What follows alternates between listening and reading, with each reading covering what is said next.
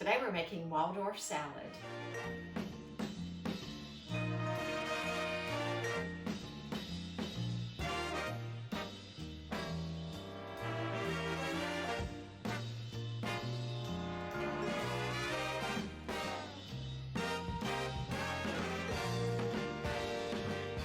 This salad comes to mind this time of year when we have those fresh, crispy, crunchy apples.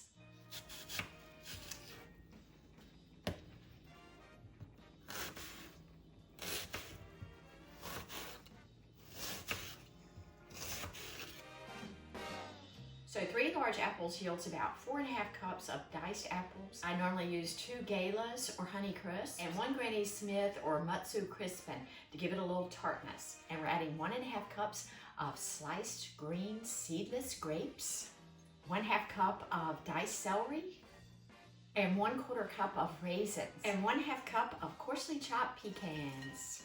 And we're stirring this all together with 1/3 to 1/2 cup of mayonnaise, depending on the consistency that you like. And I like to add a 1/2 teaspoon of salt and sometimes just a little bit of apple cider vinegar.